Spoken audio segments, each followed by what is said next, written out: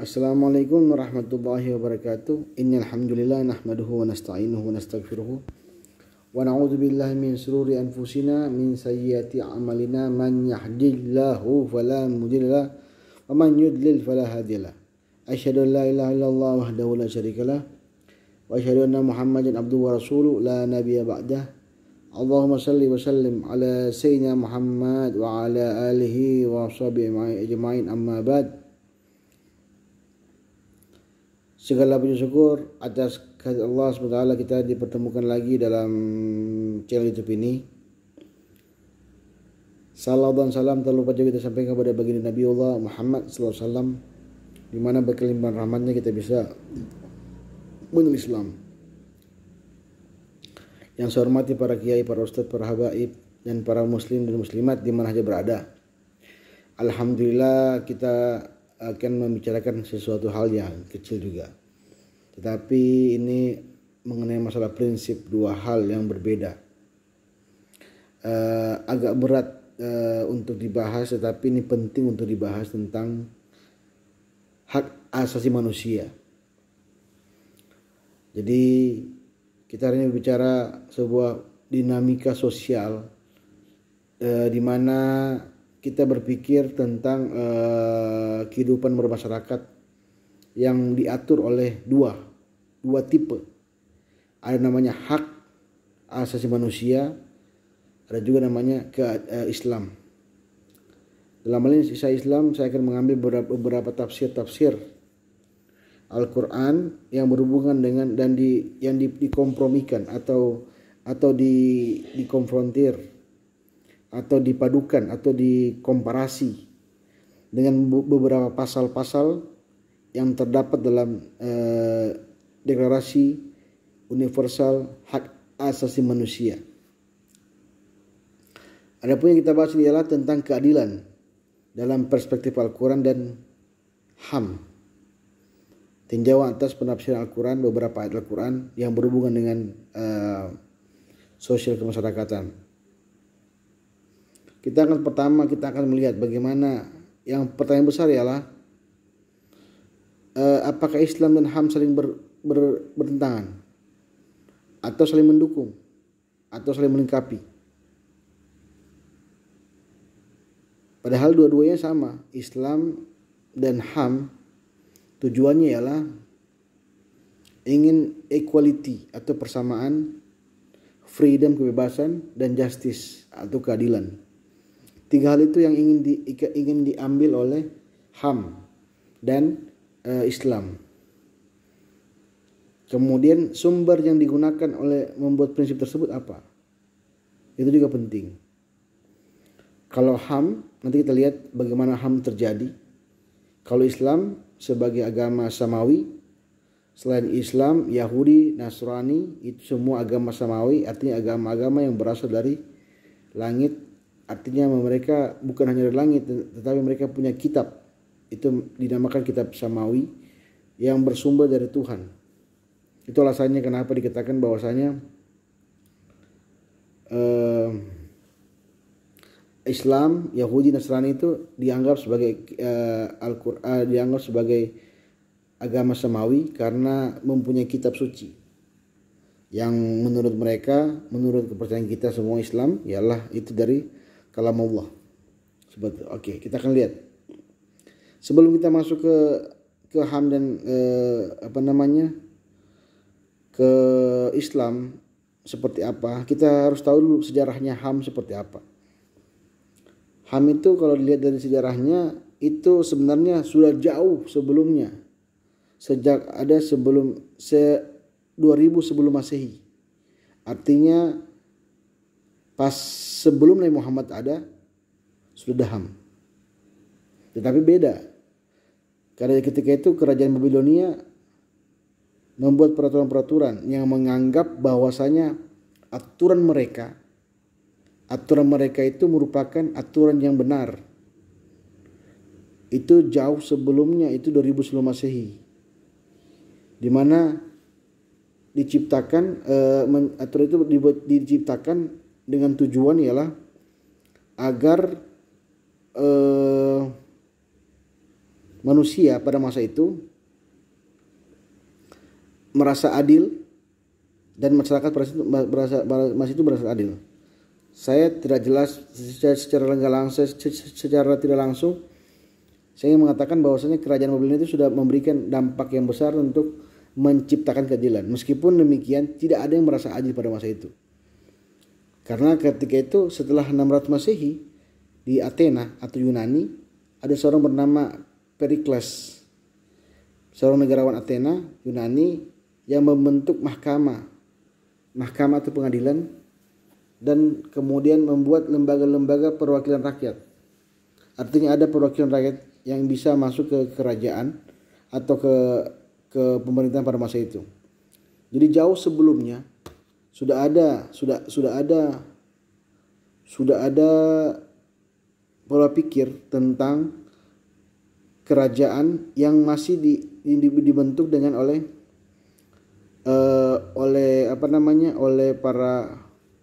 para pemikir, sehingga menyebabkan orang-orang ingin mendapatkan keadilan dengan cara adanya mahkamah atau pengadilan, kemudian adanya juga lembaga perwakilan rakyat supaya mereka menyuarakan rakyat itu sendiri.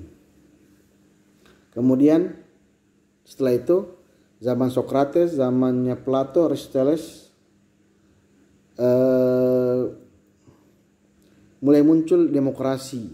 Artinya rakyat itu membuat sebuah peraturan bahwa suara Tuhan suara rakyat, suara Tuhan, sehingga menyebabkan rakyat itu menjadi epicentrum, di mana menyebabkan bahwasanya kebenaran itu diambil dari banyaknya orang, sehingga pada masa itu muncullah demokrasi.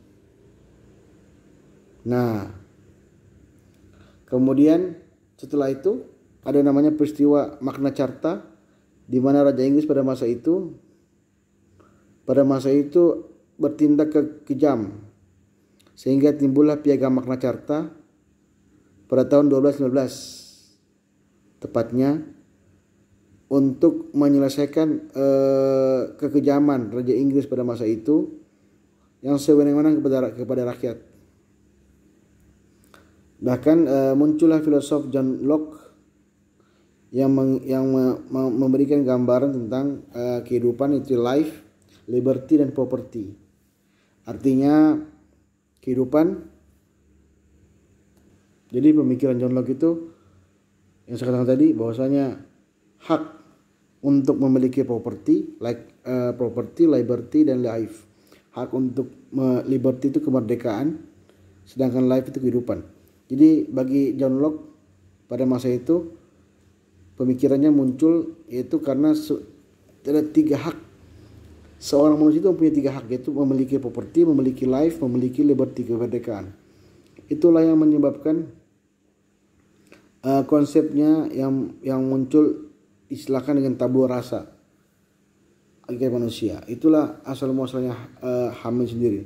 Nah, pada akhirnya pada tahun 1948 pasca pecahnya Perang Dunia II, di mana diantaranya Indonesia merdeka pada tahun 45. Nah, pasca itu pada tahun 48, tepatnya 10 Desember, itu muncullah Deklarasi Universal Hak Asasi Manusia atau disingkat dengan DUHAM. Kalau dalam bahasa Indonesia DUHAM. DUHAM itu Deklarasi Universal Hak Asasi Manusia, di mana saya akan bacakan beberapa bagian saja isinya terkait masalah itu. Apa itu DUHAM? Ada sekitar 30 pasal yang menyebabkan menjadi tolak ukur seseorang itu mempunyai hak asasi manusia. Saya bedakan satu dua pasal aja. Di antaranya pertama, semua orang dilahirkan merdeka. Itu pasal pertama. Dan mempunyai martabat dan hak yang sama. Mereka dikaruniai akal dan hati nurani, hendaknya bergaul satu sama lain. Itu pasal pertama. Kedua, setiap orang berhak atas semua hak kebebasan yang tercantum di dalam deklarasi ini dengan tidak ada pengecualian, pembedaan ras, warna kulit, jenis kelamin, bahasa, agama, politik, dan manapun. Pasal ketiga adalah setiap orang berhak atas hidup bebas dan keselamatan kehidupan sebagai individu. Pasal keempat ialah tidak seorang pun boleh diperbudak, diperhambakan, perdagangan budak dalam bentuk apapun, itu mesti dilarang. Dan seterusnya, pasal 30. Nah, itulah yang menjadi landasan orang-orang berpikir tentang hak asasi manusia. Kemudian, kembali ke pertanyaan pertama tadi ialah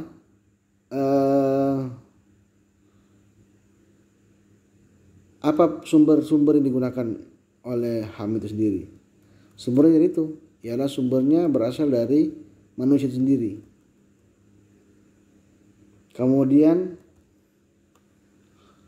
yang menjadi perdebatan di antara atau kontroversi hak asasi manusia ialah pertama ialah ada beberapa pasal-pasal yang agak-agak tanda kutip berbeda prinsip dengan Islam itu sendiri. Misalnya ada pasal 16 tentang laki-laki dan perempuan yang sudah dewasa dengan tidak dibatasi kebangsaan, kewarganegaraan atau agama manapun berhak untuk menikah untuk membentuk keluarga. Mereka mempunyai hak yang sama dalam soal perkawinan. Di dalam masa perkawinan itu dan perceraian. Perkawinan hanya dapat dilaksanakan berdasarkan pilihan bebas dan disetujui oleh kedua mempelai.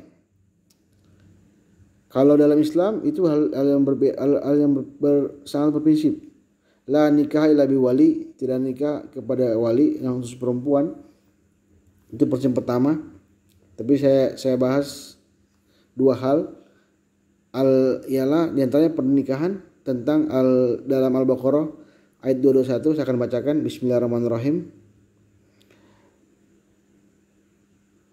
Wala tankihul musyrikatu hatta yu'minna wala ammatu mu'minatun khairum min musyrikatin walau a'jabatkum wala tunkihul musyrikina hatta yu'minu wala abdun mu'minun khairum min musyrikin walau a'jabakum ulaika yad'una ilan nari wallahu yad'u ilal jannati wal maghfirati biiznihi wa yubayyinu ayatihi linnasi la'allahum yatadzakkarun.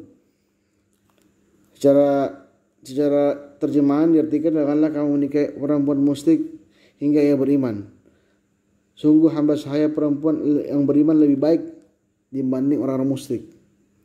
Nah, ini sudah dua hal yang berbeda prinsip.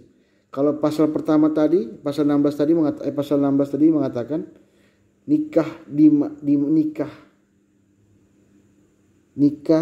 laki-laki dan perempuan itu sudah dewasa dengan tidak dibatasi kebangsaan, kewarganegaraan dan agama. Padahal agama manapun di mana bahkan Islam itu sangat melarang keras. Dalam Al-Baqarah tadi yang saya katakan tadi 221, la tankihul musyrikat, tidak boleh menikah seorang musyrik dengan orang mukmin. Itu la tankih itu sudah la nafiyah, artinya la pelarangan, la melarang. Itu yang pendasar. Kenapa sehingga menjadi kontroversi? Yang kedua, ada pada pasal 18. Saya akan bacakan pasalnya di Duham itu terkait seorang manusia bisa berpindah-pindah agama dalam beberapa waktu. Tentu saja ini Islam tidak melarang untuk berpindah agama, tetapi Islam melarang untuk murtad. Bahkan dalam kasusnya Al-Kafirun dijelaskan bahwasanya Al-Kafirun itu ada peristiwa tentang bagaimana Rasulullah itu disuruh menyembah Tuhan mereka setahun full, dan mereka pun akan menyembah Tuhan kita setahun full juga. Maka muncullah Quran surah Al-Kafirun ayat 1 sampai 6. Qul ya ayyuhal kafirun la a'budu ma ta'budun wa la antum a'budu ma a'budu wa la ana a'budu wa la antum a'budu ma a'budu lakum dinukum waliyadin. Yang jelas lakum dinukum waliyadin itu merupakan prinsip dasar agama di mana tidak boleh kita berpindah-pindah agama dengan seenak-enaknya.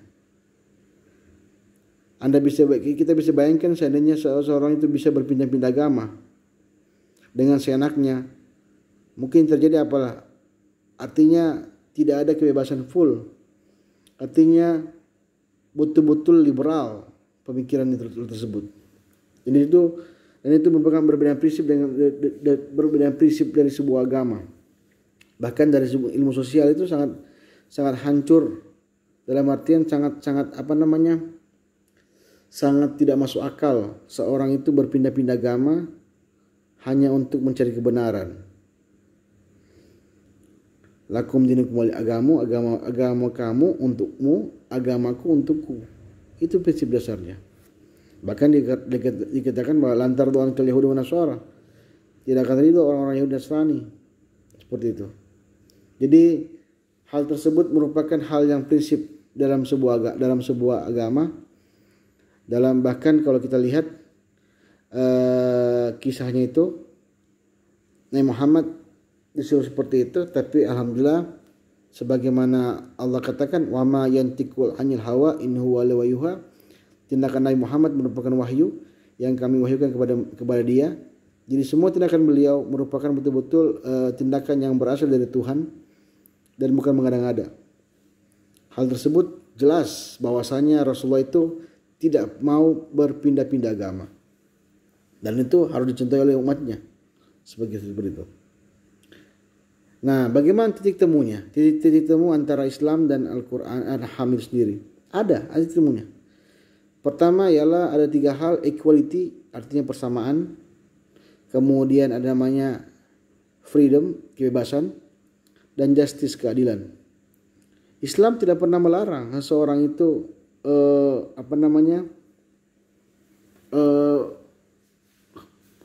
pemaksaan kepada sebuah agama, bebas. Tetapi ingat, janganlah mengganggu Muslim. Rasulullah tidak pernah memaksakan sebuah agama untuk diikuti. Tapi Rasulullah itu hanya memberi contoh uswatun hasanah, sehingga orang-orang musyrik pada masa itu tertarik untuk mengikuti agama Islam. Itulah yang diajarkan oleh Gus Dur. Seperti itu. Kemudian keadilan. Keadilan ini berbeda-beda pandangan ya. Islam memandang keadilan itu ada hal yang yang perlu dijelaskan antara Islam antara laki-laki dan perempuan. Ada haknya perempuan, ada haknya laki-laki. Di antaranya ialah misalnya kewajiban untuk mencari nafkah. Laki-laki itu memiliki kewajiban untuk mencari nafkah. Sedangkan perempuan tidak ada kewajiban. Sudah jelas. Jika di hak asasi manusia itu disamakan seperti itu. Jadi titik temu situ. Jadi titik temunya tetap ingin mencari persamaan, cuma sumbernya berbeda. Kalau sumbernya itu dari Allah, sedangkan manusia itu hak itu dari manusia sendiri. Sehingga saya berkesimpulan bahwasanya Islam dan HAM itu sama-sama ingin memberikan kesetaraan terhadap sebuah hal, tetapi sumbernya berbeda. Kalau Islam yang bersumber dari Al-Quran Sunnah itu bersumber dari Allah, kemudian sedangkan HAM itu bersumber dari pengalaman. Pasca perang dunia kedua, pecah perang dunia kedua, kemudian selesai perang dunia, sekutu membombardir Jepang pada masa itu, sehingga menyebabkan terjadi perang dingin, di mana beberapa hal sehingga menyebabkan pada masa itu keadilan dibutuhkan. Hilanglah perbudakan, hilanglah ras, dihilangkanlah suku. Bagaimana Hitler membombardir kaum Yahudi pada masa itu. Jadi betul-betul ibaratnya HAM dan Islam itu sama-sama ingin memberikan kebebasan kepada manusia, tetapi dengan thoriqah yang berbeda atau yang berbeda dan sumber yang berbeda, dan kita tinggal milih yang mana kita suka. Yang jelas saya sebagai muslim tentu saja kita berpegang kepada Al-Quran Sunnah. Wa ma taraktu fikum amrayni lan tadillu abadan ma tamaqtum bihima kitabullah wa sunnah rasul. Seorang muslim harus berpegang teguh kepada Al-Quran, dan dalam hal ini kita berpegang teguh kepada Al-Quran melalui beberapa penafsiran yang kita anggap benar dan kita anggap bahwa itu menjadi patokan kita, sehingga itulah yang jadi dasar kita. Jadi HAM bisa menjadi penguat Al-Quran, tetapi Al-Quran tidak mungkin bertentangan dengan HAM. Seperti itu. Jadi Islam dan HAM itu mempunyai titik kesamaan, tetapi jika sekiranya akan dimenangkan, maka yang akan dimenangkan ialah Al-Quran sendiri atau Islam. Sehingga prinsip kita dan HAM itu berbeda, tetapi pada dasarnya tujuannya sama, yaitu ingin menjadikan kedamaian di dunia, seperti itu. Jadi itulah gambarannya mengenai Islam dan HAM seperti apa, sehingga ini agak-agak berat sedikit supaya kita tahu, jangan sampai kita salah persepsi terhadap sebuah agama. Karena HAM itu banyak disalahartikan, banyak digunakan untuk beberapa hak yang misalnya termasuk hak LGBT atau hak yang lain ya, hak kemerdekaan seperti itu. Jadi termasuk pemekaran beberapa daerah itu menggunakan HAM juga. Mereka ingin bebas, tidak mau diatur seperti itu. Itulah prinsip-prinsip yang HAM yang salah, atau pasal-pasal karet yang digunakan oleh beberapa orang yang memahami betul tentang HAM, tapi disalahgunakan untuk memberikan perkelompok-kelompok atau pemecahan beberapa kelompok, sehingga hak-hak itu saling bertabrakan seperti itu. Jadi itulah penyampaian tentang Islam dan HAM. Lebih dan kurang mohon maaf. Wabillahi taufiq wal hidayah. Wassalamualaikum warahmatullahi wabarakatuh.